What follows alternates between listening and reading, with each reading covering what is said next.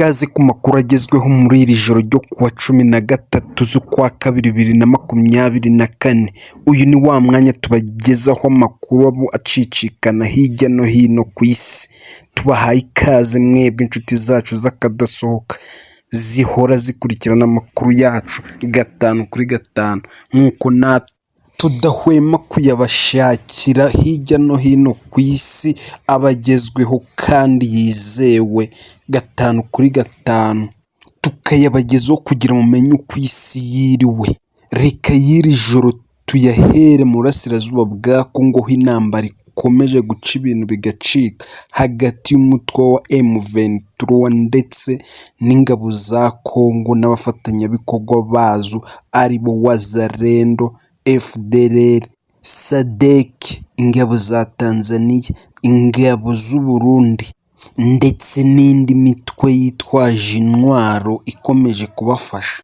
Ubu amakuru agezweho akaba ari uko uyu mutwe wa M23 watangaje ko ufite gahunda yo kwigarurira umujyi wa Sake mu rwego rwo kubohora abatuye muri uyu mujyi basumbirijwe n'ibitero by'ihuriro by'ingabo za guverinoma ya Repubulika Iharanira Demokarasi ya Kongo.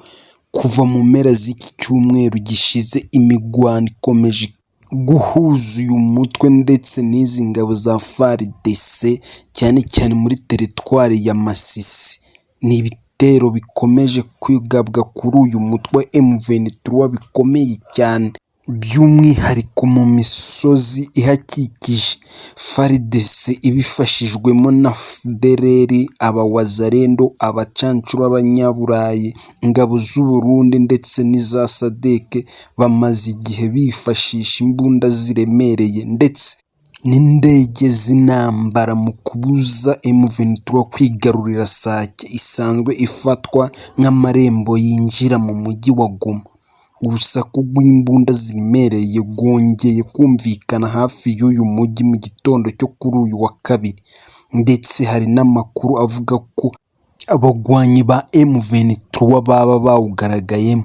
Umuvugizi wawo Lawrence Kanyuka mu itangazo yasohoye yavuze ko M23 itari muri gahunda yo kwigarurira ibice bya Repubulika Iharanira Demokarasi ya Kongo, kuko ahubwo irajwe ishinga no kurinda abaturage bibasirwa n'ihuriro ry'ingabo za leta za Felix Tshisekedi. Yavuze ko ibitero izo ngabo zigaba ku basivile biha M23 inshingano zo kujya gucecekesha imbunda z'imizinga za drone n'ibifaru by'intambara biri kurasa ubutitsa ku baturage, ku buryo bamwe bibica abandi bikabavana mu byabo. Yunzemo ati, turasaba abavandimwe bacu b'Isake gukomeza gutuza ndetse no gukomeza ibikorwa byabo. M23 igiye kuza kubabohora ndetse no kubarinda. Iyo mizinga iremereye za drone ndetse n'ibifaru biri gukomeza kwica abagore, abana ndetse n'abasaza ku manywa y'ihangu. Ibi ariko bitangaje n'undi mu gihe na leta ya Kongo nayo yasabye undi musada w'ingabo za Afurika y'Epfo, aho bongeye bakaboherereza ingabo 2,000 ndetse na 900 byiyongera ku zari zisanzwe mu butumwa bwa SADC busanzwe. Kugeza ubu ingabo z'amahanga zikaba zikomeje kwisukiranya muri Repubulika Iharanira Demokarasi ya Kongo, ziza gutanga umusada kuri iyi leta kugira ngo barebe ko bahasha burundu ndetse bagatsemba uyu mutwe wa M23 ku butaka bwayo.